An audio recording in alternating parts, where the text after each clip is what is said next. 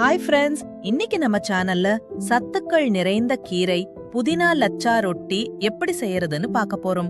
இது ரொம்ப சுலபமான மற்றும் ஆரோக்கியமான ரெசிபி.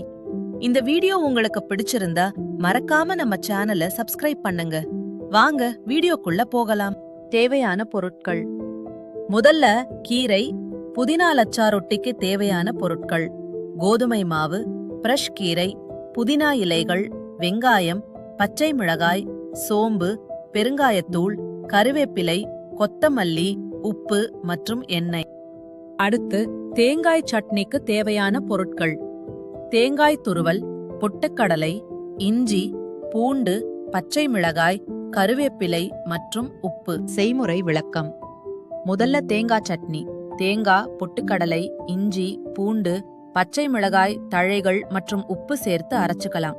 கடுகு, உளுத்தம்பருப்பு தாளிச்சு கொட்டின மணமான சட்னி ரெடி. கீரை புதினா லச்சா ரொட்டி. ஒரு பாத்திரத்துல கோதுமை மாவு, நறுக்கின கீரை, புதினா, வெங்காயம், பச்சை மிளகாய், சோம்பு, பெருங்காயத்தூள், தழைகள் மற்றும் உப்பு சேர்த்துக்கோங்க.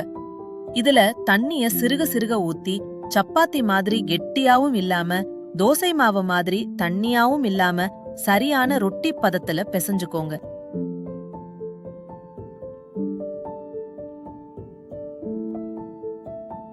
இப்போ அடுப்புல தோசைக்கல்ல வச்சு சூடாக்குங்க. கையில லேசா எண்ணெய் தொட்டுக்கிட்டு மாவை உருண்டையா எடுத்து கல்லுல வச்சு விரல்களால மெதுவா தட்டி பரப்புங்க. சுத்தியும் எண்ணெய் ஊத்தி மிதமான தீயில 2 பக்கமும் சிவக்க வேக வச்சு எடுத்தா சுவையான கீரை புதினா லச்சா ரொட்டி ரெடி.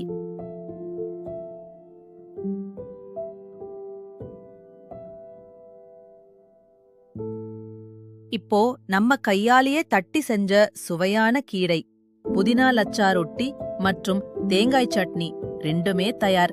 நீங்களும் உங்க வீட்ல கண்டிப்பா ட்ரை பண்ணி பாருங்க. இந்த வீடியோ உங்களுக்கு பிடிச்சிருந்ததுன்னா நம்ம சேனலை மறக்காம சப்ஸ்கிரைப் பண்ணுங்க. அடுத்த வீடியோல இன்னும் ஒரு சூப்பரான ரெசிபியோட உங்களை வந்து பார்க்கறேன். பாய்.